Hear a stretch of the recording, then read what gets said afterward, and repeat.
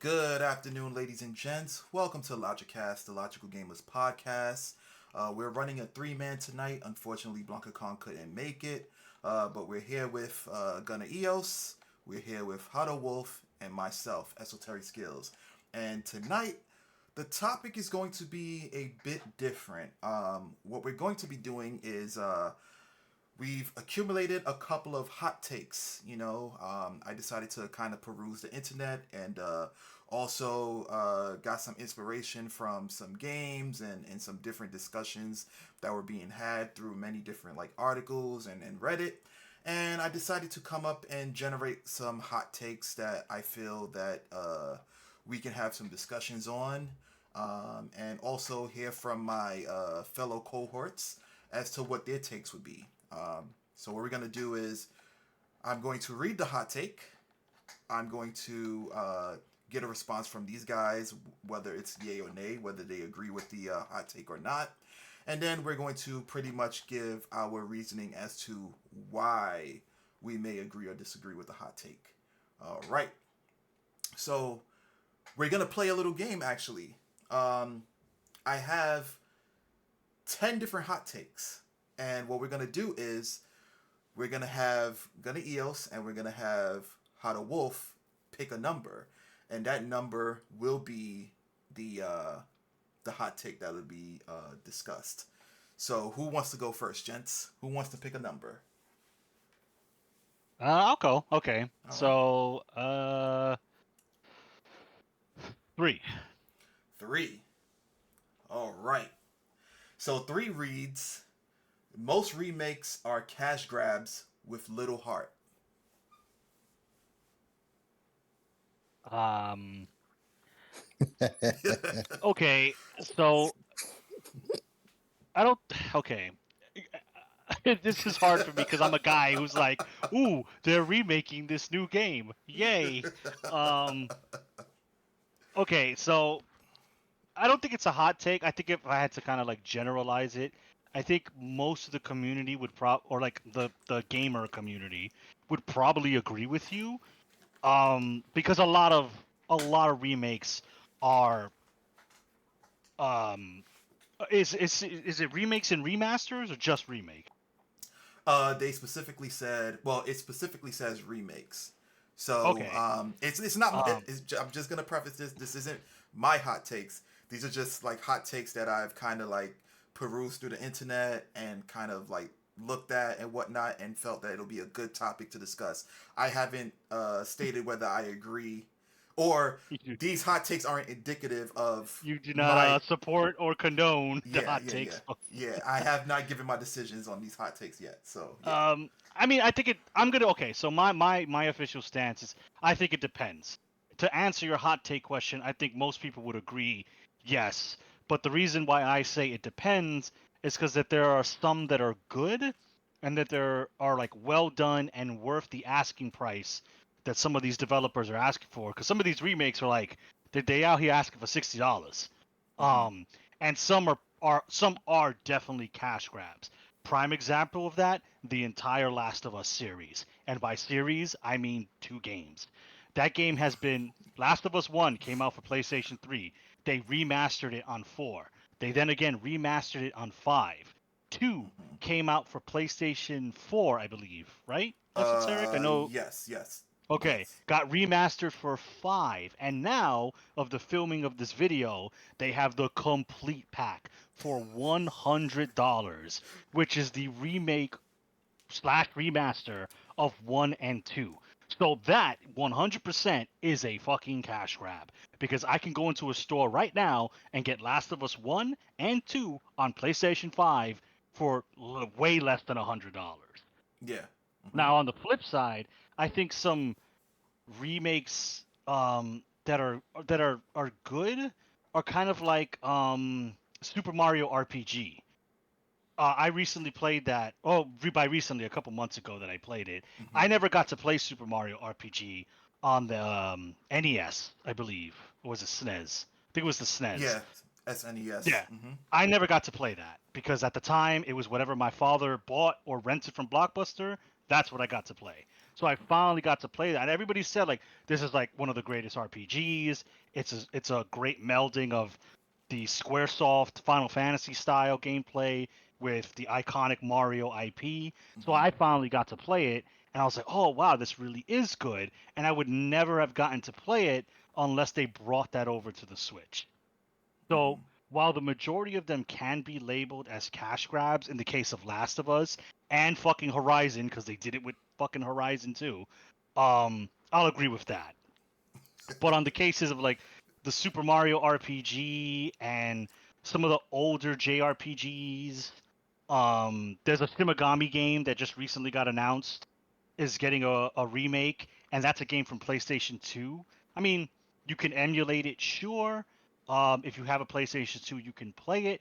But for those people who don't emulate and don't have a PS2 or the money to buy that game, because that game is kind of pricey, now you have the option to play it. So you can still call it a cash grab, but I think it's nuanced. But that's not a really hot take. For I'm gonna say for a vast majority of remakes, yeah, it's a cash grab. Yeah.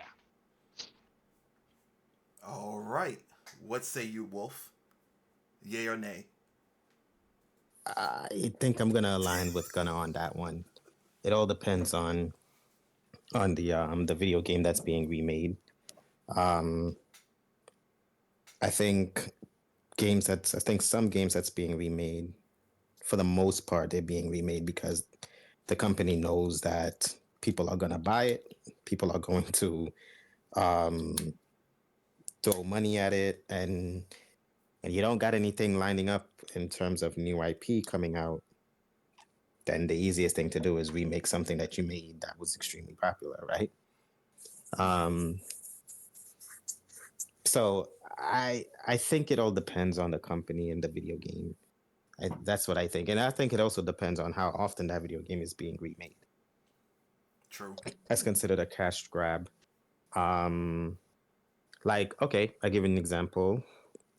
The Devil May Cry collector's edition I'm playing now, I would never consider this a cash grab. One, because I think this is the only time they've ever remade it, and two, the special edition for number three comes with a lot of different stuff that the original didn't have.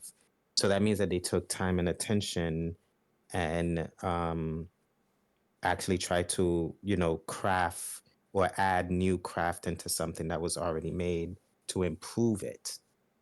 Um, but then, in my personal opinion, games that are constantly being remade, like for example, and this sounds weird for being a Zelda fan, but like the amount of times that Ocarina of Time were remade, in my personal opinion, is kind of redundant. Or how many different platforms that you can play one video game on, to me, it's just like at this point, are you remaking it because you know that it's a long time game that fans really love? Or are you making it because you know it's a long time game that fans love and will throw their money at?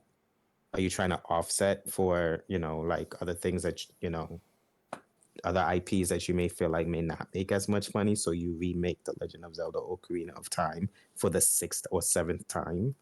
It's like, you know, that's how I feel. It all depends. Gotcha, gotcha. So I guess I'll go next. I am going to agree with the hot take. I do believe that it is a cash grab, but in some cases, pretty much how you guys pretty much stated, it is an acceptable cash grab. Um, you know, with all the new consoles that are coming out, with the upgrades and everything like that, um, one of the biggest things that I would love to play on these new consoles or these upgraded consoles is new IPs. Um, so I feel like it's a way of them kind of, in a sense, being lazy to some degree because when you're dealing with a remake, you already have the meats and potatoes. Like you already have the blueprint already fleshed out. In most cases, because there are some remakes that are definitely built from the ground up, but they're still there's still honestly that blueprint, that ghost of a blueprint. You know, some good ones to name was Resident Evil 4, you know, Resident Evil 2. We're not going to mention Resident Evil 3. Um, but those were great remakes. They took an already built game and made it better in some instances in terms of like graphics, in terms of gameplay, um, also in terms of like accessibility, right? So, you know, in that degree, absolutely, it's definitely welcomed. However, with it being a cash grab, I absolutely agree with like the sentiment because you could have while you could have built an or while you could have built a brand new IP, you're already just restructuring an established one. Um, you know, and I mean, it is the truth. Honestly, it really is. What else I was gonna say? Because I kind of lost my train of thought there. Um, Here's what I was gonna say. Another reason why I welcome it as well is due to the fact that in this day and age, it's hard to obtain these old games. You know, we have a lot of Yeah. people who purchase these games and sell them at egregious prices, and we have companies who pretty much for the most part either turn them into like subscriptions in order to access them, or they kind of sunset certain products. Like if you, as Gunna stated earlier, like if you wanted to play Mario RPG in its original form, you would have to acquire a Super Nintendo. While that component might be easily accessible, the console itself, Super Mario RPG might be maybe hundreds of dollars depending upon how rare it is. So that's where I say it's, you know, a welcome hot take because remakes allow people the ability to experience games that they weren't able to in the past. You know, during the times of these games that I mentioned, like Resident Evil 2, um, you know, Resident Evil 4 and whatnot, we were young, so it was going to be rather difficult to acquire that stuff without you know, parents who had substantial income or anyone providing us gifts or you know just working entirely or whatnot. Um, so to be able to play the game as a remake is good if you didn't have access to the game back then. Um, so yeah, it's kind of like that. It's kind of the hot take that's like, well, it is true, but there are some benefits associated with that hot Yeah. take. So I absolutely, you know, I agree with it, but it's like, yeah, I'm cool with that being the take. It's kind of like a tide rises all ships type of deal. We get to play games that we didn't have access to that we now do, and the companies get to make more money. But personally, if I'm gonna buy more consoles, you know, I'd rather play some new things as opposed to old things. Um, so with that being said, Wolf, you have to pick a number. We already chose. Which one was it? 3, I Three. believe. Yeah. Oh yeah, yeah, three. So you pick a number now. 7. 7. Okay, okay. So 7 is you don't have to finish a game to review it. I completely disagree with that. No, it's gonna sound hypocritical. No, I disagree with it. You should finish the game to get a good to get a full scope. If you're playing the game because you decide like you want to just play the game, Mm-hmm. then and you realize that you're 2 3 hours in and it's like this is not going anywhere for you, or you just don't like anything that's happening in the game and you stop, that's one thing because that's you as a gamer and that's your personal experience. So if I go to you guys and I say, hey, I was trying, for example, Horizon, and I really wasn't feeling it. Like I didn't like the way the controls was working. I didn't like the fact that I was fighting robot dinosaurs, whatever. Right? Mm-hmm. So I stopped playing it. I don't even know how the game ends. That's my experience as a gamer talking to other gamers. When you are in a professional level, or when you take it upon yourself to become a content creator, you need to finish the game, because now people are looking at you and people are looking to you to help decide whether they should spend their money or not. So the only real way you can make a full scope review of the game is by finishing it.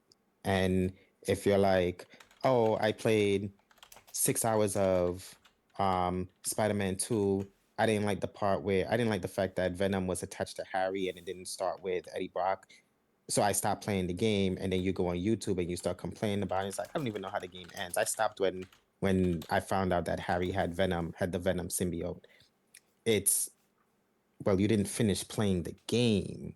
So now you just went to you went ahead, you created a content complaining about something that you didn't even finish to know whether the story would redeem itself, or whether the gameplay will change, or whether like maybe there's something about it that would um will will redeem the game, or help conclude your negative process, whether your process of the game, whether it's negative or positive. In my personal opinion, I feel like if you're going to be a content creator, if you're going to take it upon yourself to be a content creator, you got to go through full with the content. Much like movie critics, they have to sit there and they watch the whole movie. As bad as the movie can be, by the time it hits the middle of the movie, they've already deemed it crap. They still sit through the whole movie and watch at the very end so that they can give a proper review.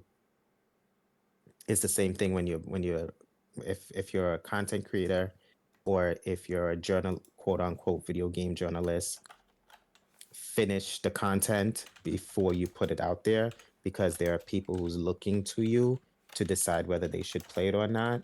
And in the end of the day, as bad as video game developers can be, they deserve that fair chance to have their game fully played out, because that is the profession you chose.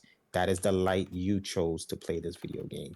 No one put you to it. You chose this career or choice of entertainment or whatever.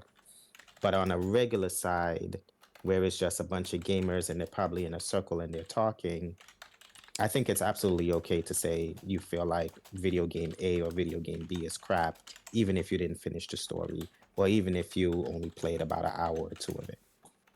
Because, I mean, it's not going to affect whether I choose to play the game or not, because that's not why I'm coming to you. May want to hear your opinion or whatever, but at the end of the day, it's like, okay, well, all right, maybe Gunna didn't like the game, but I'll give it a shot. Whereas if I go to a whole video game critique, it's because I am deciding based on what this person says is whether I walk into a GameStop or not. There's a difference in that, in my personal opinion. Okay. So yeah, I mean, yeah. If you want to specifically say content creator, whatever that terminology means to the individual person, because I can set up my YouTube channel and call myself a content creator. But like I'm talking about like maybe like established places and more like established YouTubers, because those people, whether you like them a lot, are more than becoming. A lot of them are established voices in the video game sphere and kind of can influence whether your game does well or does poorly. So yeah, I think if you're regular Joe Schmo, it is okay to not finish a game before you pass judgment on it, or even before you buy it.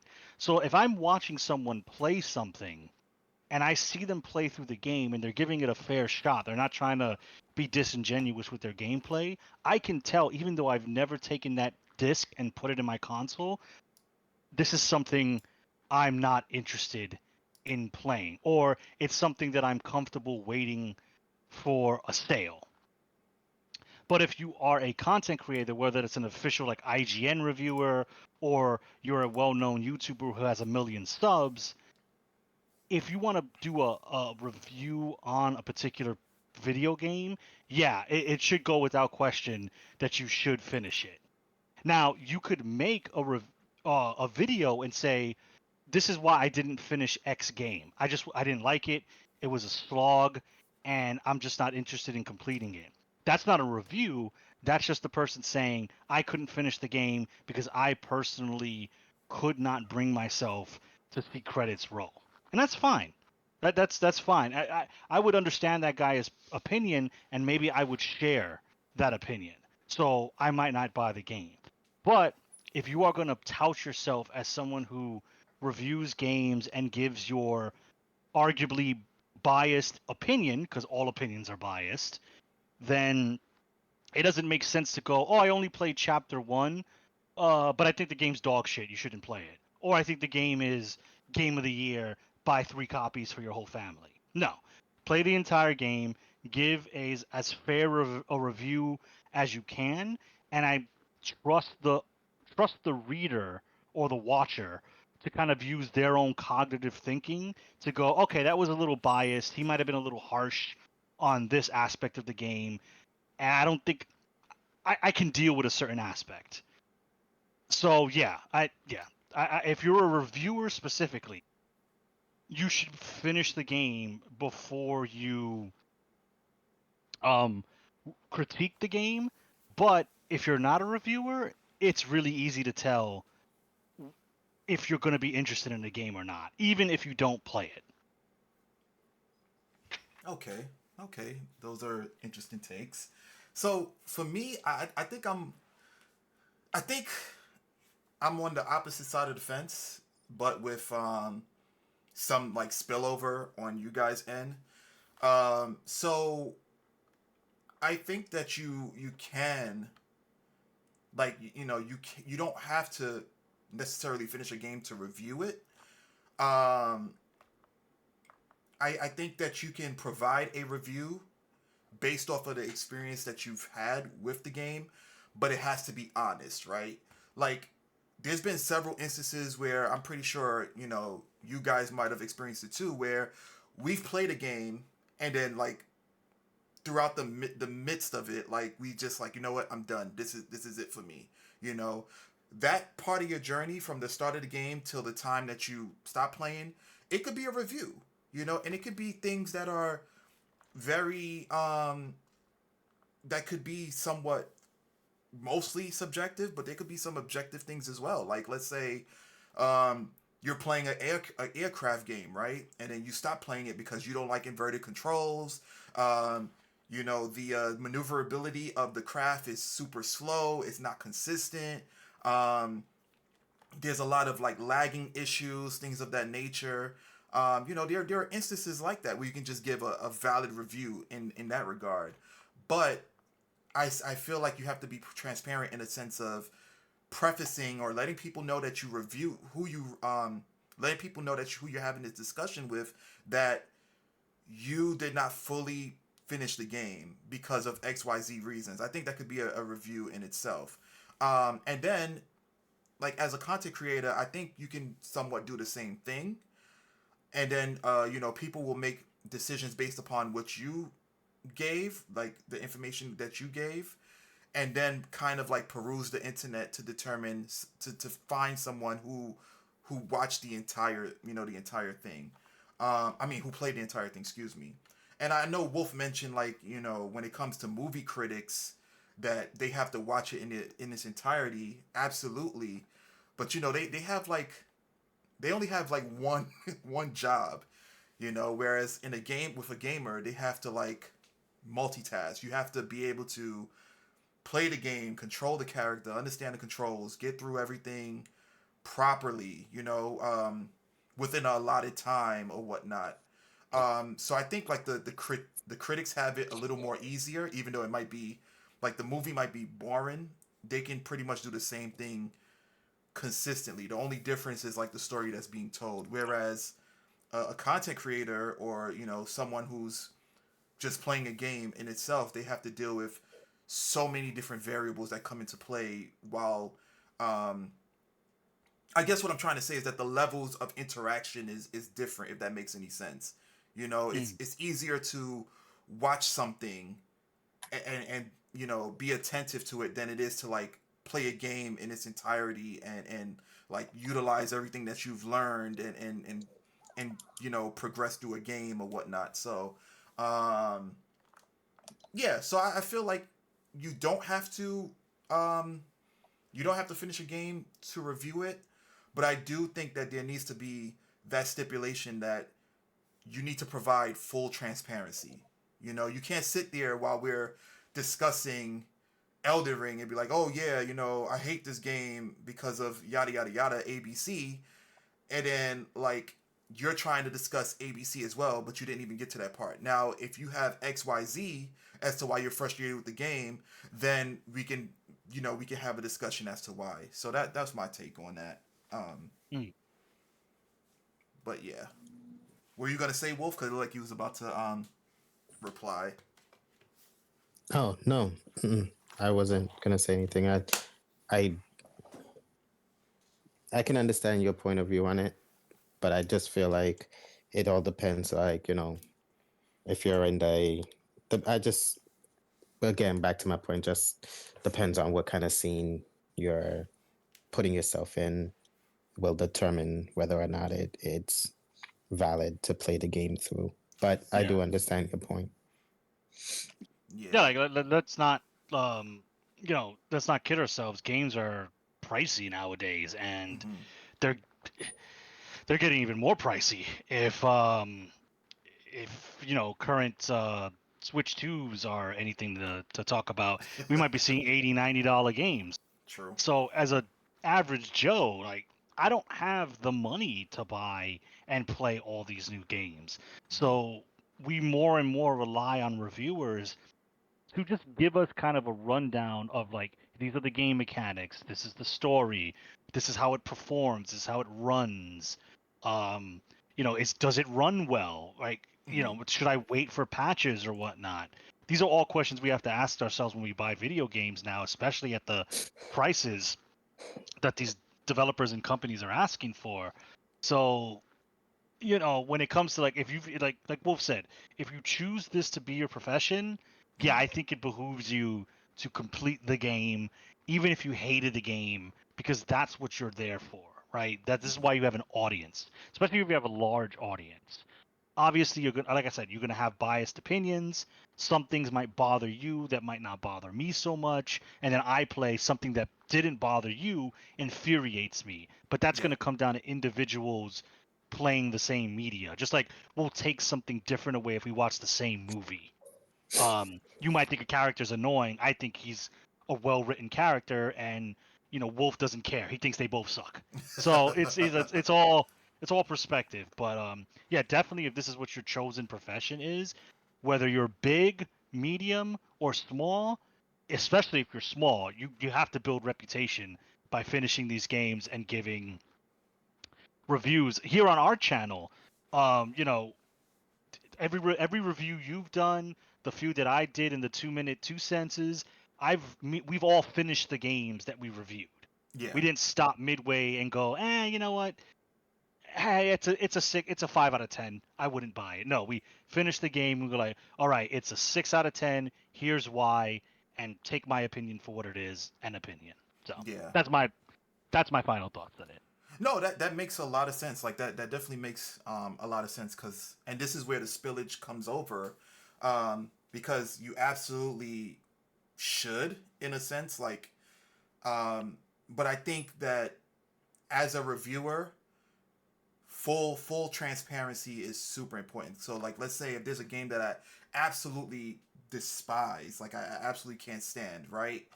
And I decide to stop midway. I feel like because I am I consider myself a content creator because I produce content. Whether I'm, reputable or not, that's, left for everybody else to decide, right? But I feel as though if there's a game that I really absolutely despise and I just couldn't get through it, I think that it's my job to say, like, listen, guys, this is going to be a quick review. Full transparency, I did not finish the game. So if you're looking for an entire synopsis on my thoughts pertaining to, uh, you know, this game, then this might not be the video for you. But I will provide you the reasons as to why I dislike the game and why I stopped midway through. Like that's how I would do it. Because I feel Hmm. like a review needs to be transparent. That's very important because you don't want to misrepresent yourself and you don't want to mislead your viewers. Um, so as long as you're honest, I feel as though you can definitely generate a review um, based off of not finishing the game. As long as you set the parameters to here's what I experienced and here's what I got up to. Um, but yeah, that's I agree with you guys' points on that. Um, so I think Gunner is next. All right, so we did 7 and we did 3. Pick a number.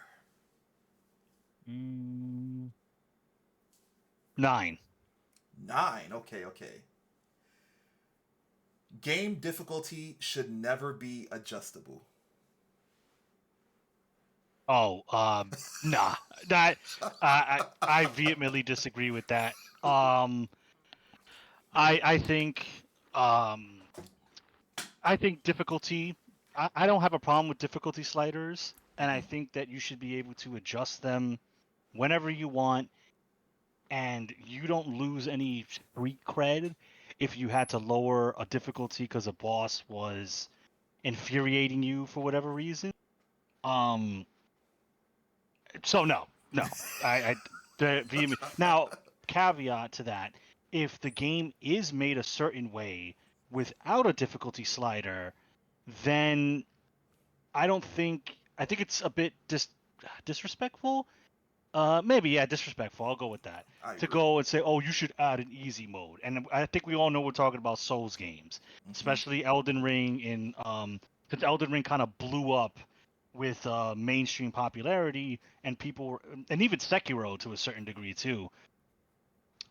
They were asking like, From Software should add a difficulty slider. They should have an easy mode, and they don't. That's just how they make their games.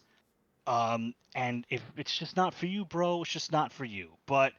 If it's not, but if there are difficulty sliders, even if you want to put it on journalist mode, whatever terminology you want to use, I'm fine with that. I think you should be allowed to.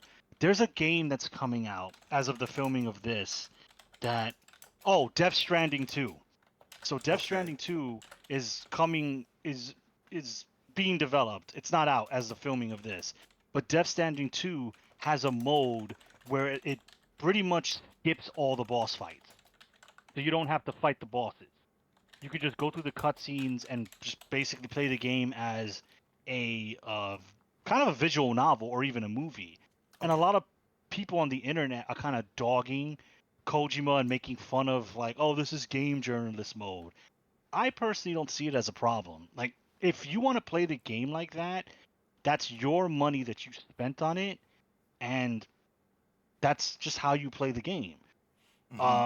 Now Mm-hmm. if you come in acting like an authority, then I'm gonna call into question. It's like, well, you played it skipping the boss battle, so you can't really comment on, oh, that boss was super easy because you never fought it, right? It's like, um, it's like coming into a game or like a fighting game, for example, that's been an established game for years, and you're playing on modern controls, and you're like, this game is fucking easy. I could beat all these pro players. It's like, no, no, no. You're playing on modern controls, which is fine, but just realize where you are in the sphere of the fighting game community, and you're not on the same level as like this guy who's put in the hours and can do a 360 Zangief grab in his sleep. So I don't have a problem with difficulty modes. I think they're fine. Play how you want, enjoy the game how you want.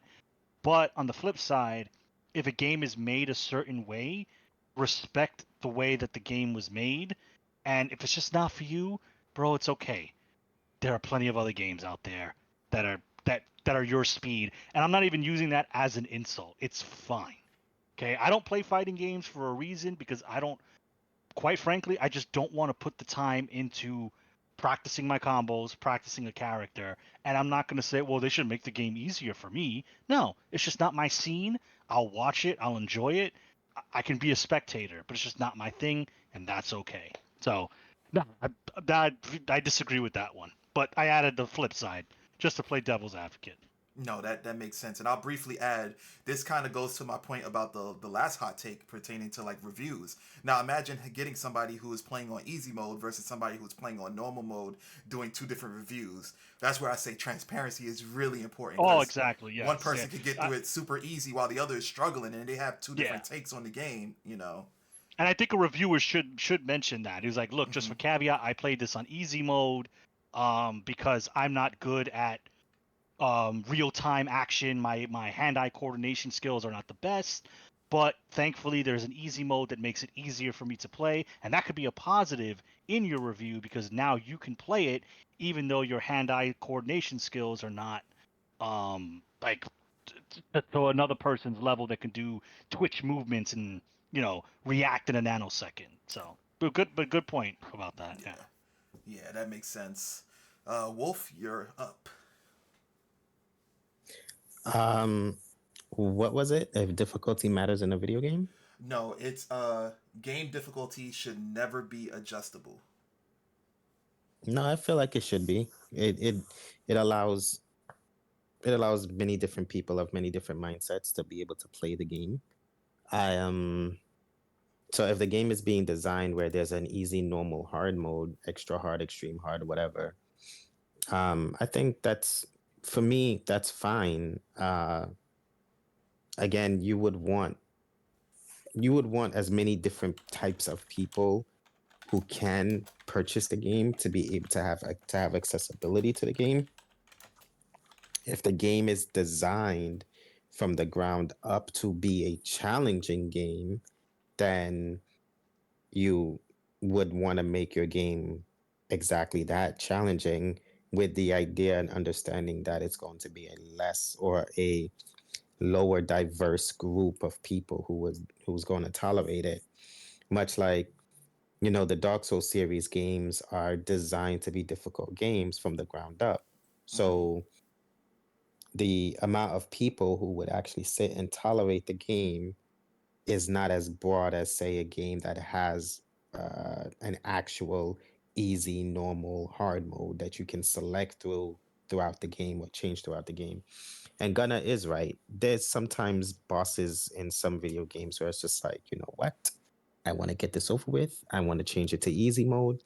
I can Hmm. get through this boss, change it back. And then there are some video games that says, well, you can go into easy mode, but you can't go back into a harder difficulty the moment you go into easy. So you got to play the whole game as easy. Yeah. That's another thing too.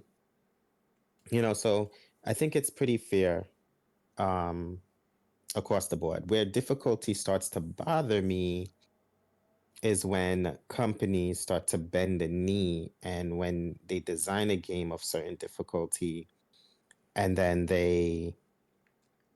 because they want or because they hit certain success or because they're trying to listen to the whiner to people who are more pushy on their judgment of wanting to play this game without the effort of actually getting good at the game, so they come out with series of the games being easier and easier and easier and easier, more accessible for others, which kind of like loses its essence in Good that point. regard. Mm-hmm. That's where I'll have my issues with difficulties changing in a video game. But I think if the game is designed where you want to play on easy mode, then go ahead, play on easy mode, which is usually those button mashing action games like Bayonetta, stuff like that. Those are the ones that usually have like easy, normal, hard, whatever, whatever. Um, so like games like those, if you want to play on easy, go ahead and play on easy because in the end of the day, that's how you are enjoying your experience.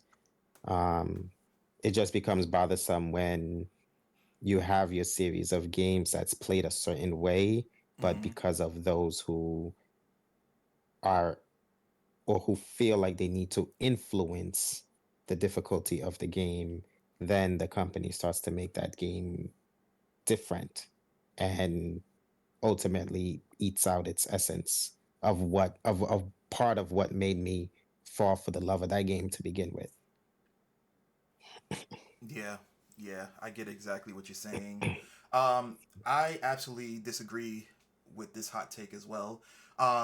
If I did agree with it, I would be an absolute hypocrite, right? Because I remember vividly there was a point in time when I was streaming, I was playing Dante's Inferno, and I started the entire game on Oh yeah. the I started the entire game on the hardest difficulty, and I got up to the final boss in his final form, and I just couldn't beat him. I was spending like hours and upon hours fighting this guy, and it was It was Gunner. Yeah, Gunner was like, listen, just bring the Yeah, difficulty down a yeah. bit. Just bring that down a bit, you know. I was absolutely on the struggle bus fighting this guy. You know what I'm saying? And it was a matter of like the difficulty was pretty much I hit less, enemy hits harder. So it was kind of like that kind of like HP discrepancy and or that hit point discrepancy that I had to deal with, and it was freaking hard. Um, and luckily, it allowed me to change it during gameplay, right? So for me to like agree with this take, I'd be a big ass hypocrite. Um, and I also agree with what you guys said pertaining to like games that already are a staple when it comes to just being difficult as it's like setting difficult as its baseline. Like you have Ninja Gaiden, you have the Souls games. You know those games are set to be difficult. So the only thing that you can do in order to progress through the game is to endure and improve yourself. There's no way around it. You know this game wasn't meant for people who want games to be easy. It was meant for games who, for gamers who want a challenge. Because that's one of the main reasons why some people do play. I myself included. I like games that challenge me, that allows for some contention to be there. I don't want to, you know. There's some instances where it's like, yeah, I'll play Super Mario if I want to breeze through a game, and then there are games like Elden Ring or like Dark Souls 3 where it's like if I want a challenge, I'm gonna play those games. You know, so yeah, I agree with you guys 100%. I disagree with the take. However, given some instances, if the game was designed to be this particular way, then you guys have to embrace it if you want to partake in it. And you hit the nail on the head, Wolf, when it came to people bending the knee. Even though I think that's more from a business standpoint as opposed to like just succumbing to uh, the non-fans, I would call them, because if they were actual fans, they would appreciate the game as it is.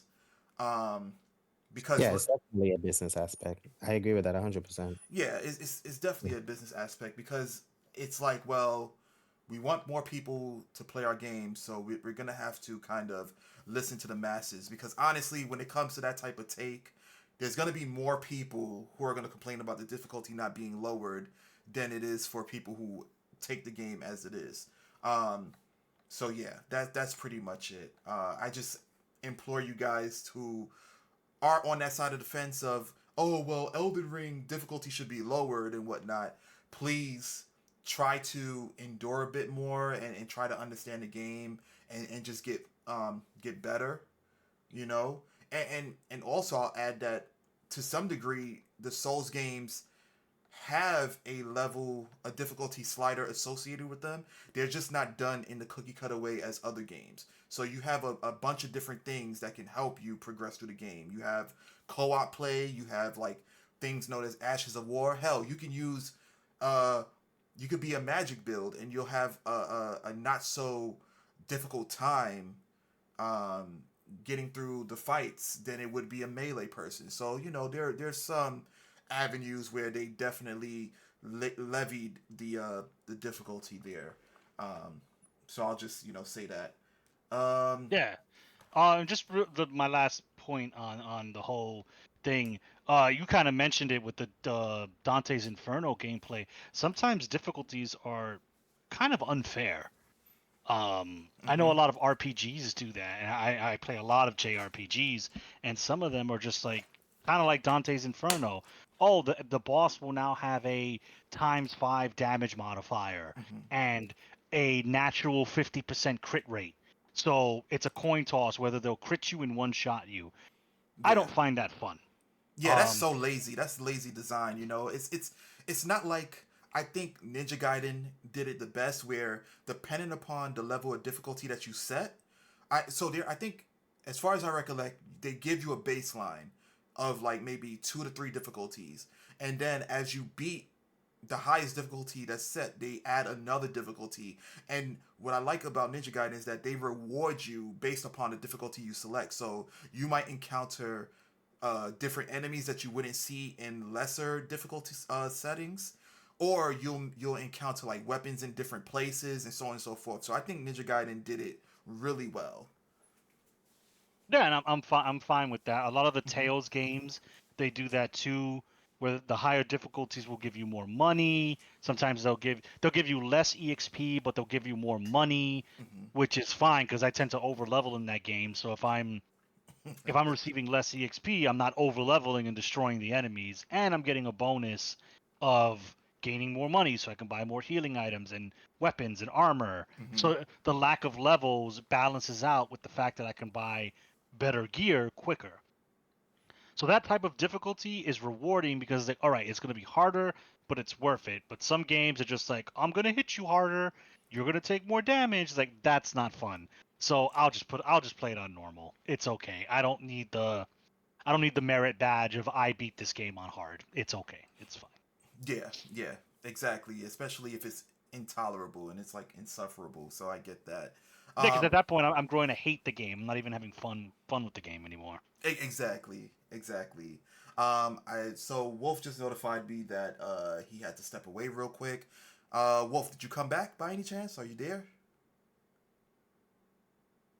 All right, and the crowd goes Yes, I know. silent. We do things live here, people, and we all got busy lives and responsibilities. So these things happen every now and then. Indeed, indeed. So but the show must go on. So well, hopefully he comes back just in time. What we'll do is Gunner, we'll have you select another number. So Okay. far the numbers selected was 3, 7, and 9. Pick another one. Okay. So I guess I should have asked: is there a limit, or is there like is it like 1 to 10, 1 to 100? Oh yeah, yeah, yeah. So I mentioned earlier it's 1 to 10 at this moment. So Okay, I missed yeah, that part. Okay. yes, one to Okay, ten. Sewell. All right. You know what? Let's do. I'm feeling like a number one kind of guy. Ooh, I was hoping that you selected this one. This one is going to be really interesting, considering how far on the spectrum I know you are pertaining to this topic. Okay. Because so we had this discussion off film. It was just a random discussion that we had, and I felt like it would be a good hot take that because I did find it there. Number one, Zelda Breath of the Wild is overrated. Hmm. Hmm. And I'm hoping Oh. I'm hoping Wolf is here to to kind of chime in. Overrated. Yes. Okay. You can approach it from Oh. any avenue you wish to. I know you could even approach it from the discussion we had a couple of weeks ago or so on. So whatever avenue you want to take it, do you agree or disagree? Let's go. Let's. So man. So okay. So I'm just gonna get it out the gate. Right now, I do not like. Well, I like less the Breath of the Wild, Tears of the Kingdom style formula Mhm. than I do traditional Zelda. I have played, so again, going into the topics the topic about finishing your games, I did finish both Breath of the Wild, Tears of the Kingdom. I own the collector's edition for Tears of the Kingdom, and I bought the Tears of the Kingdom Switch, and it's unboxed. So to call me a super fan would be an understatement. Yeah, I missed out on that one too, and that one's the better fucking. The Breath of Yeah, the it is. Wild collectors is better than the Tears of the Kingdom, I'll but I'll what can you find you do? one. I'll find you one. I may know someone that might be looking to sell his for a decent price. So I'll Okay, yeah. let me know. Hmm. So needless to say, I am a super fan. I love Zelda. I grew up with Zelda. It's one of my childhood memories, my core memories, if you will. So, I played them and I beat them, and I'm just not a fan of them.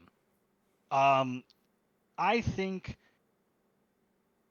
I think it's overrated in the sense where every major reviewer and even some like YouTube reviewers gave the game a 9 or a 10. I do Oh, not think Breath of the Wild is a 9 or a 10. okay, I might be a little harsh. I always thought it was kind of uh, a 7 out of 10 game. That doesn't okay. mean it's trash. It just means that to me it lost the spirit or it deviated the spirit that was Zelda. So we say this a lot. I say this a lot. the reason why I like Zelda is because it's basically the archetypal hero's journey. So you start off basically a regular dude, and you're thrusted with this task to save the world. And you're the hero, you take up that task, and you work towards fighting the big bad. In this case, Ganon, which is a typical big bad for the Zelda franchise. And as you go on your journey to fight Ganon, you become stronger with the gadgets and the abilities and the armor that you acquire along the way.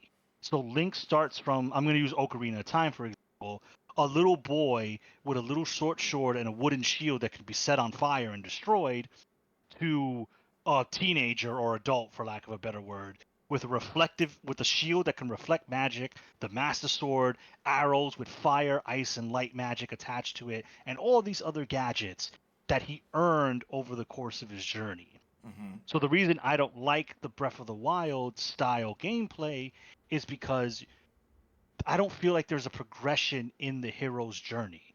It's just your Link, here's all your gadgets, have fun, go wherever you want. There are Mm-hmm. story beats, sure, right? There's objectives, right? Find out why the guardian beasts have gone berserk, and why is the Zora kingdom having problems? Why is the Goron kingdom having problems? There are objectives, but it's not a tightly controlled handwritten narrative like the old games, and I just don't like it. And also, unfortunately, because Tears of the Kingdom and Breath of the Wild are open world, they suffer open world bloat. So there's a million shrines to get, um, you know, pieces of power that allow you to expand your hearts. There's bandit camps to raid. There's things to look like. The exploration is done very well compared to a Far Cry game, for example. But Mm-hmm. unfortunately, it still falls into the open world tropes because they need to fill the world with something. They have to have you do something. And that's why that was never a problem when the game was a tightly created narrative with certain open world zones. So like Hyrule Fields was open and all the worlds were interconnected, but it was still tightly controlled, and the dungeons were all themed, and they were themed around the gadget, and the boss needed the gadget that you acquired in the dungeon to defeat, and that was all lost with the open world Zeldas. So overrated might be a harsh word, but I don't think it is as high as certain people rated it. Definitely not as high as certain old school Zelda games. And for me, Ocarina of Time isn't the pinnacle. For me, my favorite Zelda game is Link to the Past. Same. Um, Same. Agreed. so Agreed. overrated, I wouldn't use that harsh of a word, but um, I Dimmed. do not care. Yeah, I do not care for the style or the gameplay that they have chosen, and I really hope that the next mainline Zelda, because we know it's coming, especially with the Switch 2 on the horizon. I hope they go back to traditional Zelda, but my hopes are kind of low. I know Breath of the Wild and Tears of the Kingdom did very well, and they like money. So clearly, Nintendo likes money, as we can see. So we'll see, but not a fan personally. Don't hate them, but I'm not a fan.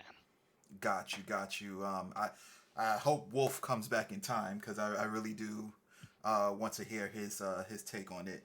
Um, so in regards to the hot take, I personally disagree. Um, I don't think it's overrated. I think it's a great game in its entirety. Now, where it kind of fails is the fact that it has Zelda components. The Zelda name is associated with it.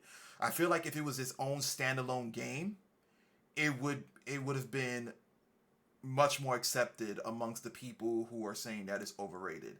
Um, and the reason being is because as an open world, there's absolutely bloat, but there's so much innovative things that occurs within those two games. Like the level of creativity and detail that they put into those games. You know, like for example, when you're holding a wooden weapon, if an enemy sets it on fire, you know, it gets set on fire. Things like that. The cooking mechanics, um, just the different things pertaining to the world in itself. If you're holding a metal weapon, you know, and the weather changes, Yeah. that weapon becomes electrified and whatnot. So you can either put it away, or you can do what myself and others did. We would have like the lizard boomerang, and when the timing of the lightning came, you would just chuck it at enemies, and then the lightning would pick up and destroy enemies or whatever. So there's so many like innovative things that are associated with that game as to why I wouldn't deem it as overrated, and as to why I would rate it like an 8 or a 9 out of 10. It won't be a 10 out of 10 because it's not perfect. Like no game is perfect, but the level of care that they put into this game was it definitely showed, and then they even expounded on that with Tears of the Kingdom. You know, yes, it was the same layered setting. You know, because it took place directly after what was happening in the first one. But they was like, all right, we're gonna add more to that. We're gonna add a lower level, and we're gonna add a sky level, right? And then from there, they kicked it off with even more creative mechanic. The I forgot the name of the arm, but basically, spoiler alert for those of you who don't know already. I don't know what to tell you at this point, but you know, Link loses his arm and he acquires a arm from one of these ancestral spirits. If you want to hear more about it, watch the story or watch another YouTube channel or whatever. But anyways, that arm allows him to generate different things. It allows him to pull things, pull items. It allows him to reverse time. It also allows him to interconnect certain items together to become pretty much whatever you want, so long as you're able to create it, right? Um, so just that alone just really make those games just like super amazing in my opinion. Um, where I think it loses its luster and what annoyed me is that it seems like the masses don't really care about the game, but more so the creativity aspect. Because all the videos that I see basically are, how can I make this device to, um, how can I make the most egregious device? And that's it. It's like, no, we're not doing any dungeons. We're not fighting Yeah. any enemies, nothing like that. We're just making items. And it's like, this is what y'all took from this wonderful game. Like, I know it's a defining element in it, absolutely, but there's so much other things within the game that you guys can kind of touch upon. You know, there was several different shrines. Some were absolutely bloat because they would incorporate well, not in Tears of the Kingdom, but in Breath of the Wild. Fight this guardian, and you get this piece of a heart or stamina or whatever. But then they had quite a few in a large percentage intricate shrines that you can explore. And what I also loved about it was just the many different innovative ways of overcoming that shrine, because nobody went through the same shrine the same way. So I I don't think it's overrated. I do, because I'm definitely with you guys in the same vein of like, um I miss the old Zelda. Yeah. I really do, because I do love that journey, and especially with Ocarina of Time as well.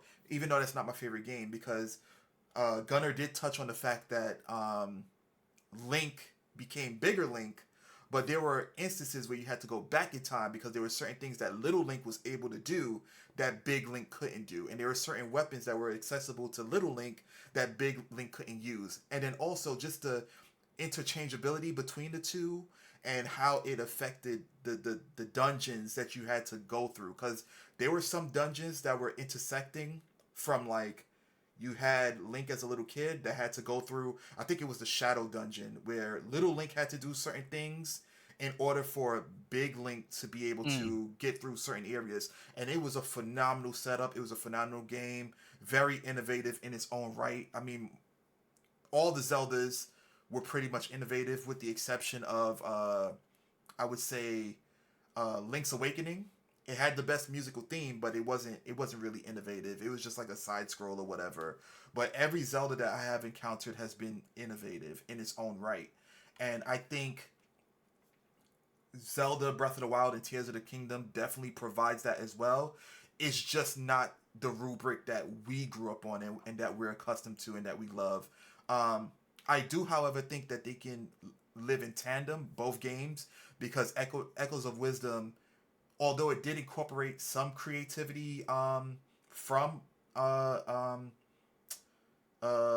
Tears of the Kingdom, but Mm. it also kind of ported the old school Zelda ways. Like there are some like Link to the Past mechanics that they incorporated and whatnot, and Link's Awakening as well. So I believe that there's going to be a traditional Zelda game that falls in the same vein as like the original 3D Zeldas, like Majora's Mask and Ocarina of Time. But I think that it's not gonna happen as of right now. I think it's gonna be another like Tears of the Kingdom type of style game. Then they're gonna have another game of traditional Zelda. Then they're gonna have isometric Zelda. So I think they could all live together. Kind of like how Metroid Dread came out for the Switch, and now Metroid Prime 4 is coming out for the Switch too. Oh I yeah, good point. Yeah, I I mean think.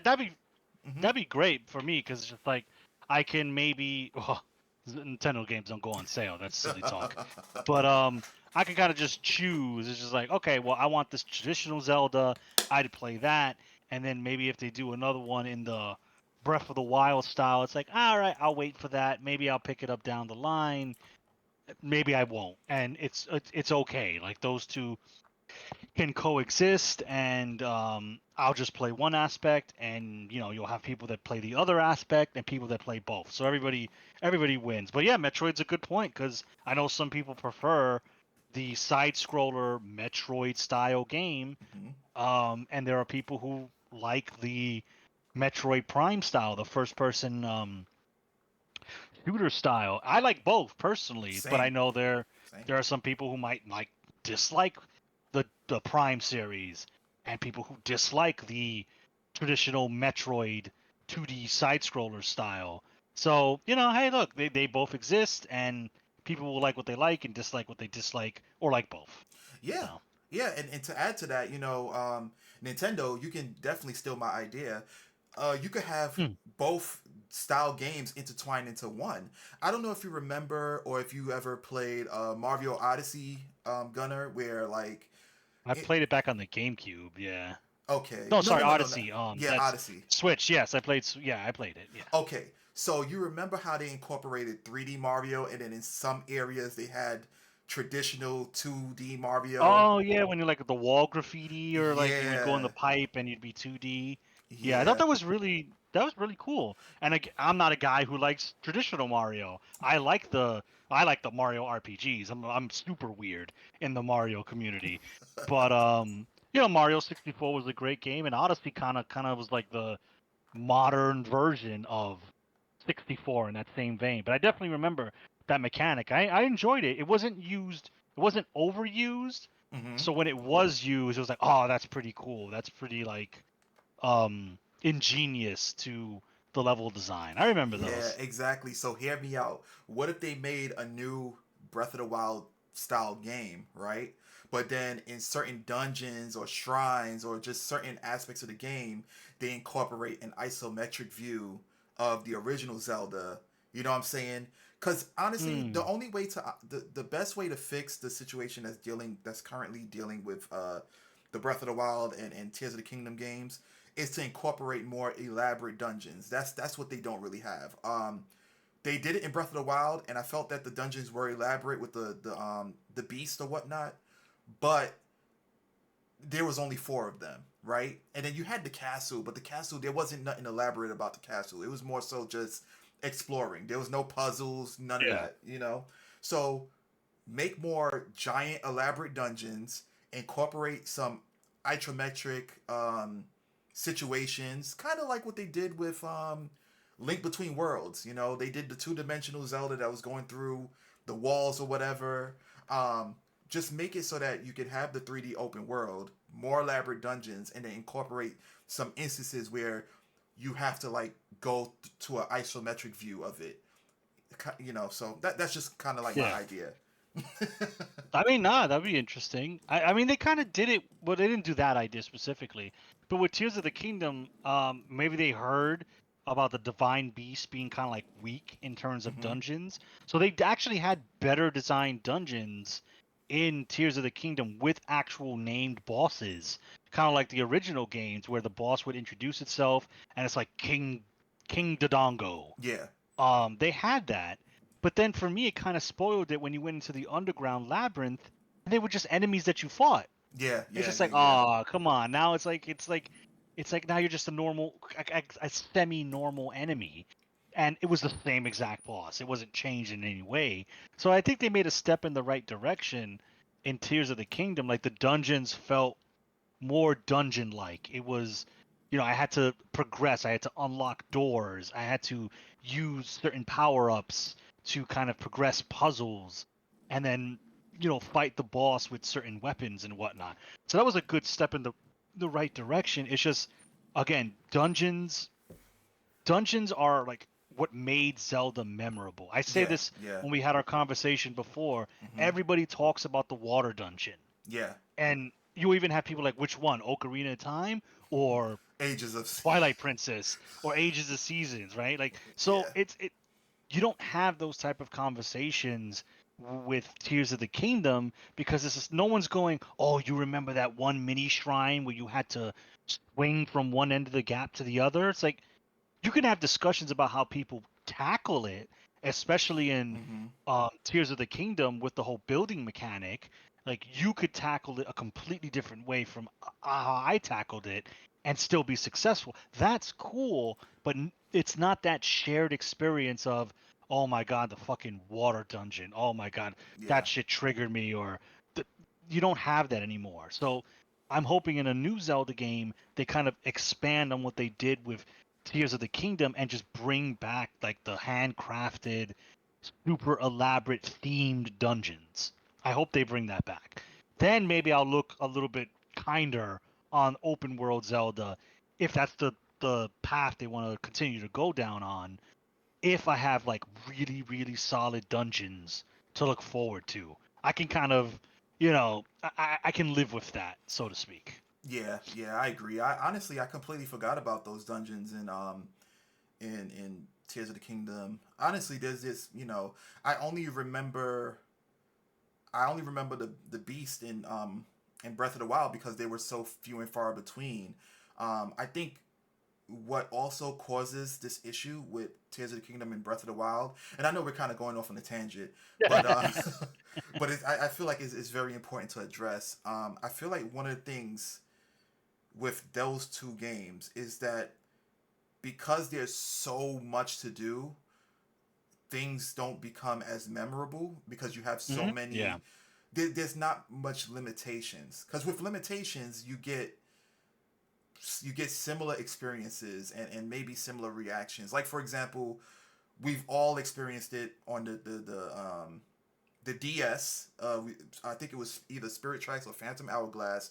There was this one puzzle which Oh, I think everybody has went through this motion. If not, guys, let me know in the comment section if you figured it out right away. But I think that this was the sequence of events that transpired, and I'm gonna speak on for myself based upon that. So there was this puzzle where they ask you to stamp this particular parcel or envelope. I'm not sure what it was at the time, but it was something that you had to stamp, right?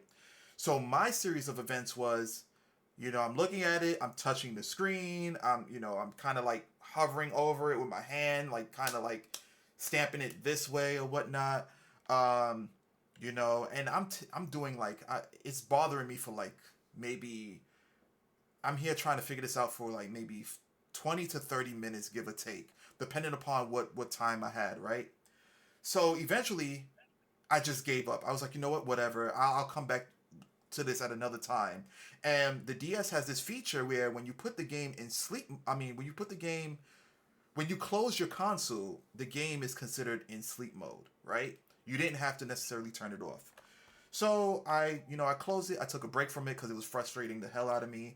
I go do whatever I have to do in the house, take a break, whatever chores needed to be done. And then I'm like, okay, you know what? Let me roll my sleeves up. Let's get back at this puzzle. I think I figured it out or whatever. I open the damn console and then you just hear the chime from from Zelda.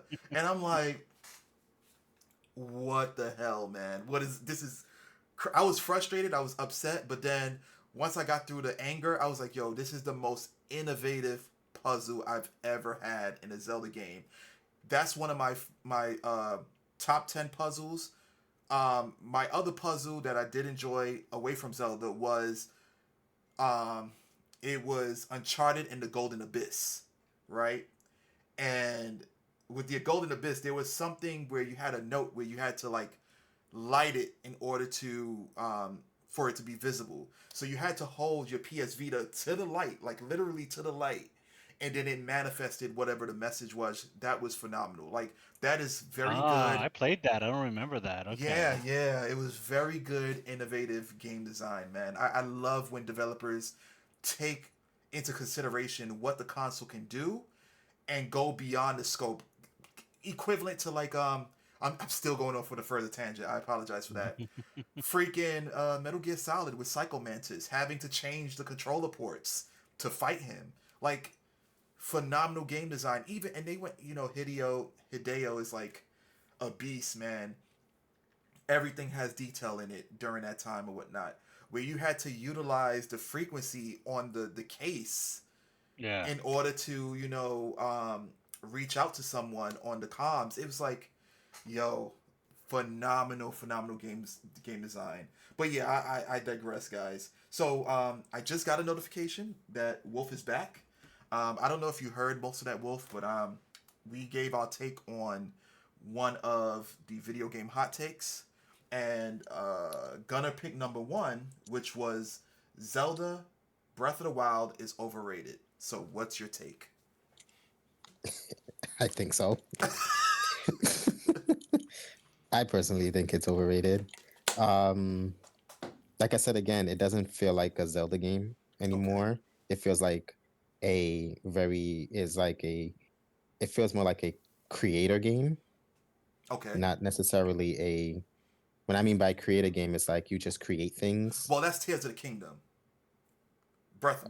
They said Breath of the Wild Oh, specifically. Breath of the Yeah, Wild. yeah, yeah, yeah. Um, I think Breath of the Wild is an okay game. I don't think it isn't the best game that I've ever played with the Zelda moniker attached to it.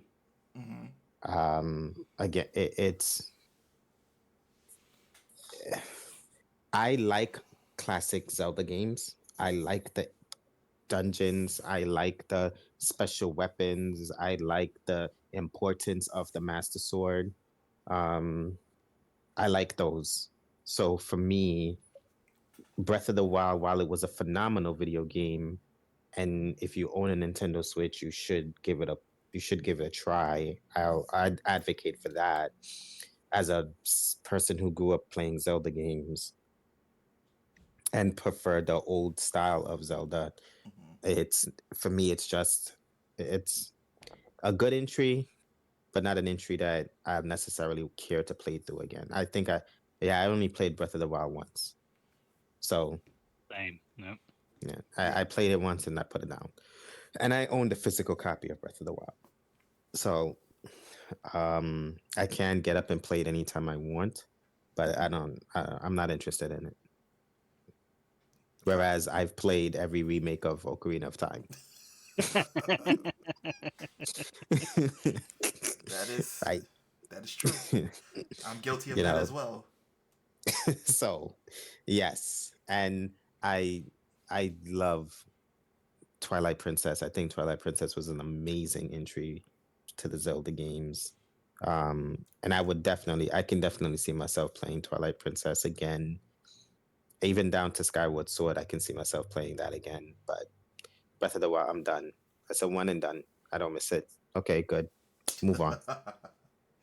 All right, all right, all right. Well, we certainly are over time by 15 minutes, but I must say that this was definitely a very interesting and fun segment. I really enjoyed this thoroughly. What are you guys' thoughts on this video game hot takes and given our discussions on it? Nah, it was fun.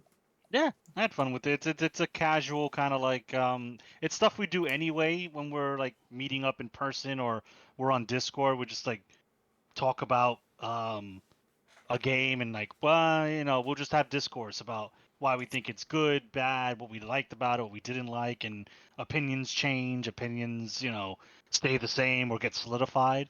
So yeah, I kind of like this. It's we do it. It's not just necessarily a hot take like, yeah, that shit is trash, move on. It's like, well, there's nuance, and Yeah. or it's just like, yeah, I vehemently disagree or agree. So yeah, very interesting, Okay. and fun. Okay. Cool. Cool. Well. Thank you guys. I appreciate it. I'm definitely going to look into more. And also, guys, you the viewers, let us know what you thought about this new topic that we're brewing up. And not only that, let us know your thoughts on the hot takes that were discussed today. Let us know if you agree or disagree. Let us know what your takes are pertaining to them as to why you agree or disagree. We would love to hear from you. Also, if you enjoyed the video and you've been around this far, like and subscribe. We release a video every Wednesday at 12 p.m. EST. That's Eastern Standard Time.